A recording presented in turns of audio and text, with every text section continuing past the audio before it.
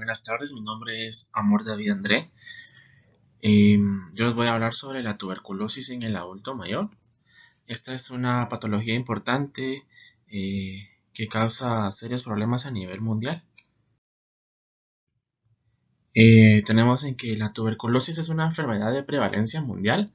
La esperanza de vida muestra un aumento significativo en el mundo para la población del adulto mayor y en especial para los mayores de 75 a 80 años. Son un grupo de alto riesgo para el desarrollo de enfermedad activa por tuberculosis, dado que tienen mayor tasa de infección y peores resultados respecto al tratamiento. Entre los principales cambios del sistema inmune del adulto mayor se asocian con la involución del timo, que se suma a una disminución de producción de linfocitos T, agotamiento del reservorio de células nativas y cambio de células de los neutrófilos y los macrófagos, haciendo que su activación sea defectuosa e influya en una reactivación de la infección latente. Entre la incidencia, la tasa global está entre cada 100.000 habitantes, un 38.59 casos, y los mayores de 75 años, 59.35 casos. La mortalidad es mayor al 30% en algunos estudios. Y podemos ver que la tasa de mortalidad aumenta progresivamente con la edad, superando el 50% en los más de 80 años. Aquí podemos observar una estadística de Guatemala en el 2019, donde nos muestra los número de casos de tuberculosis por edad y sexo y la incidencia. Como los estudios lo indican, que el grupo de población más afectada es de los 60 años en adelante, siendo la prevalencia del sexo masculino. Y aquí otra estadística con tuberculosis y VIH entre el 2014 y el 2019.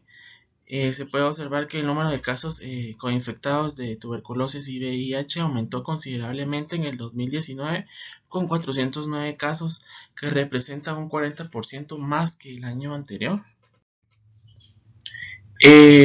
Vamos a hablar sobre la patología. ¿Cómo sucede la contaminación o cómo se adquiere esta enfermedad? Vamos a comenzar desde la inhalación. Pasa por las vías aéreas hacia los pulmones y después hacia los alveolos. Y ahí interactúan con los macrófagos.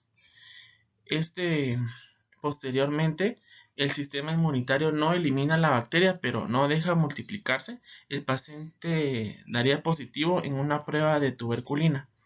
La bacteria queda contenida en el nódulos celulares, para posteriormente decir que existe un riesgo del 10% de que la infección se reactive o se desarrolle la enfermedad.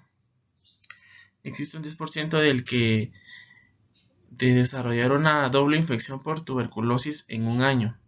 En segundo caso, tenemos tener una curación espontánea o tener una tuberculosis aguda en casos de SIDA.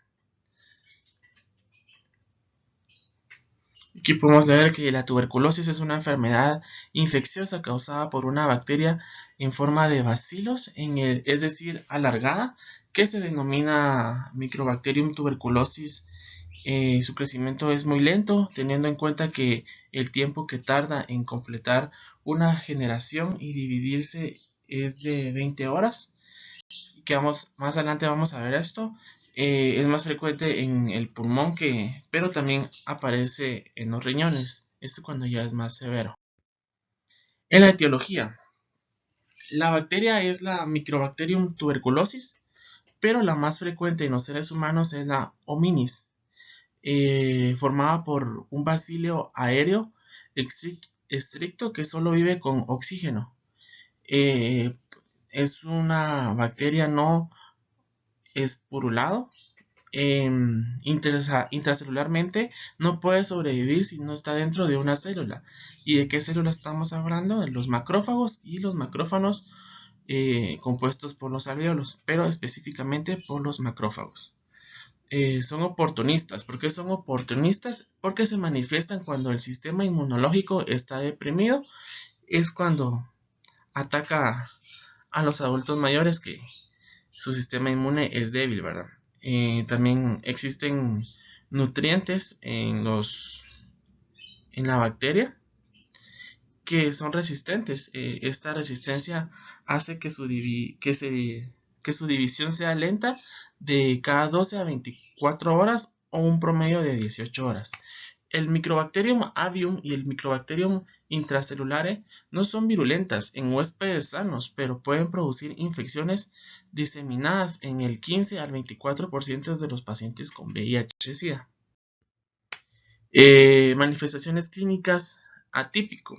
¿A qué nos referimos con atípico? Que se aparta de los tipos conocidos por sus características. Entre ellas conocemos cambios en la capacidad funcional, astenia, anorexia, deterioro cognitivo infuncional, fiebre sin foco de larga evolución, estertores pulmonares, siendo así signos y síntomas específicos para posteriormente saber si es subaguda o crónica. Entre las formas clínicas existen dos. La pulmonar, que es un 78%. Este es un proceso insidioso en su inicio. Puede provocar fiebre no tan frecuentes como hemoptosis raras. La segunda es la extracelular con un 22%, siendo 11% pleural y 11% otros. En la tuberculosis ósea es un 50-60% en las vértebras dorsales y lumbares. La tuberculosis miliar es insidiosa con síntomas inespecíficos, fiebre elevada intermitente. Y la meningitis tuberculosa, que es astenia, fiebre, cefalea y cuadro confusional. En el diagnóstico pulmonar, es un lavado bronquial, una fibrobroncoscopía, biopsia pulmonar o examen y cultivo de esputo. Cuando es extrapulmonar se hace un estudio histológico o un cultivo. En el tratamiento médico, es una enfermedad que puede ser tratada mediante varios medicamentos que deben de ser administrados entre 6 a 9 meses. En la actualidad existen diversos medicamentos, pero actualmente Estados Unidos tiene un medicamento o aprobó un medicamento para abordar la tuberculosis.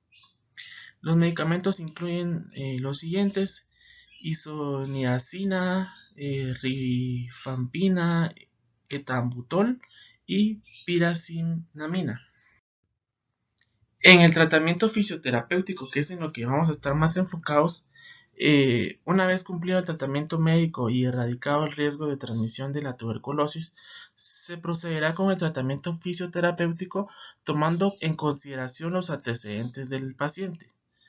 Entre los objetivos que vamos a tener es evitar la acumulación de secreciones post-intervención por derrame pleural, reeducación del patrón respiratorio, mejorar la mecánica ventilatoria, aumentar la expansibilidad torácica y la reeducación postural.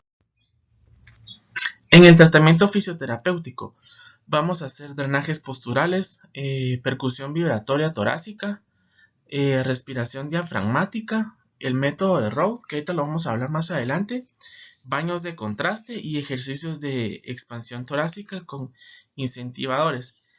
Aquí hay una foto de los incentivadores que tienen que soplar para poder expandir la caja torácica. El método de Rode, ¿qué consiste? Completa las siguientes técnicas, que es un cepillado, golpeteo, vibraciones, frío y estiramiento muscular. Estos estímulos serán aplicados en aquellos segmentos como el tronco y miembros superiores e inferiores, ya que son controlados subcorticalmente en mayor o menor medida. Estos estímulos pueden ser aplicados de manera consecutiva o por separado. Esto va a depender del criterio del fisioterapeuta y las necesidades del paciente. Entre las conclusiones, la comorbilidad en los adultos mayores aumenta las dificultades en el diagnóstico de la tuberculosis y la atención médica necesaria para restaurar la salud de las personas con tuberculosis, especialmente en adultos mayores. Muchas gracias.